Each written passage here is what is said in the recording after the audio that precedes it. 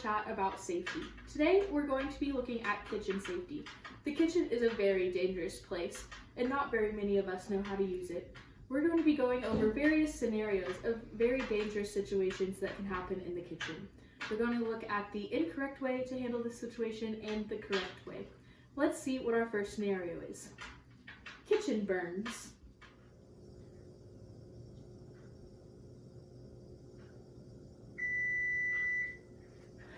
Oh, my biscuits are ready! Hey Michaela, will you grab me the mixer? This spatula doesn't work well for mixing. Oh yeah, sure, no problem. Thanks. Oh no! Kayla, not That was a again. very unfortunate circumstance. Let's welcome the victim of that tragic event, Michaela Smith. Hi Caitlin, thank you so much for having me today. You're very welcome. So for that event that just occurred in the kitchen, what are some things that you do differently? Well, the first thing that I did incorrectly was I reached for the pan of my biscuits without any burn protection on my hand, which resulted in a severe burn of my left hand. The next thing that I did incorrectly was I was not aware of my surroundings and did not know that the stove was still hot from somebody cooking previously, which resulted in a severe burn of my right hand. Now I do not have full use of either one of my hands. That's due to these it's burns. very unfortunate. I can't help but notice as well, your first aid measure are dirty washcloths. It was the first thing I had close by. That's okay, we can address this later.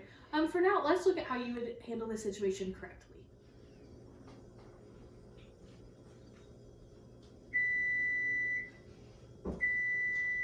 Okay, my biscuits are ready.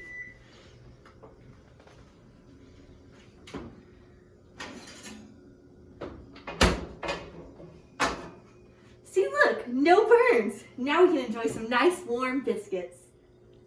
Hey Michaela, will you grab me the mixer? This spatula doesn't work well for mixing. Oh yeah, sure, no problem. Watch out, the stove's still hot from earlier. Oh, thank you so much. That was a great opportunity to learn more about what to do when you get burned in the kitchen. Let's see what our next topic is. Knife safety. Oh, I need to do the dishes. Ow! I'm hungry. I kind of want a biscuit. Ow! A fluffy biscuit. Let me cut it with a sharp knife. Ow! That hurt my finger. Wow, that was another very dangerous situation that just happened in the kitchen. Let's welcome our second victim, Lauren Ward. Woo! Hi Lauren, how are you? I'm good. How are you? That's good. I'm doing great. So, what are some things that went wrong in the kitchen just now that could be done differently next time? In the first scenario, when I went to grab the knife from the sink, I could have looked in the sink before grabbing the knife, so I didn't cut myself. In the second scenario, I could have used a safer kitchen tool in order to open the bag of biscuits. And in the third scenario, I could have paid more attention to where the knife was going, so I didn't. Well, you see. Alright. I might go off and get my finger reattached. Bye! Goodbye. Let's look at the safer option for all these scenarios. I should probably do the dishes.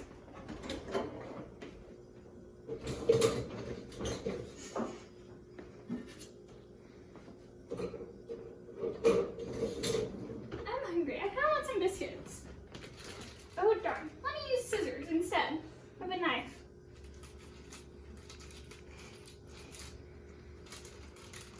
Oh, a fluffy biscuit. Let me cut it into pieces.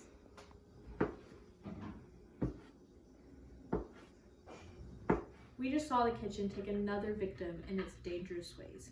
Let's look at our next scenario. The silent killer, carbon monoxide. Michaela, can you come help me? Yeah, sure. Okay, time to make dinner. Welcome back to our chat.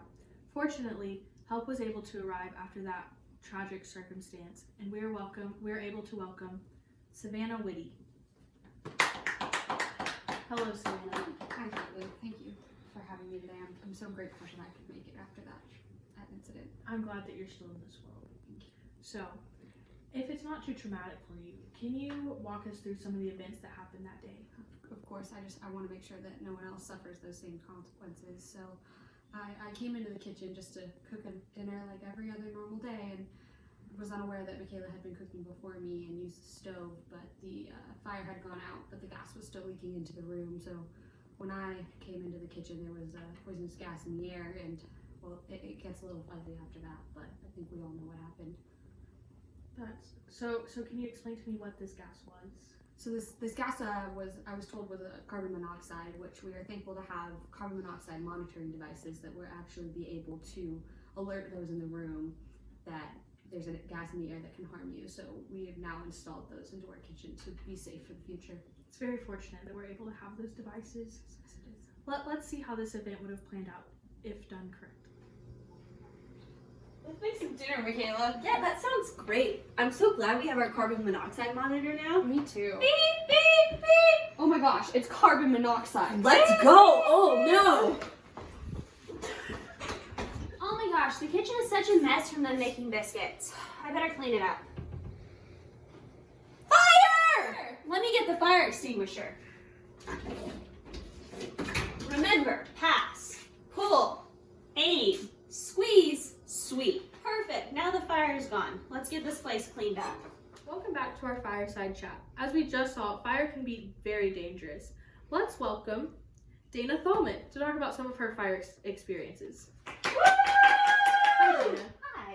So can you tell the audience some of the experiences you've had with fire? So in the scenario we just saw, a messy kitchen led to me reaching to pick something up and knocking a paper towel into the flames, which then caught on fire.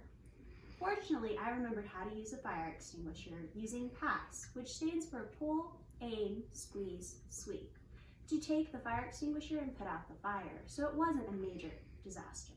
Nice. So in that case though, wouldn't it be better to just prevent the fire anyways?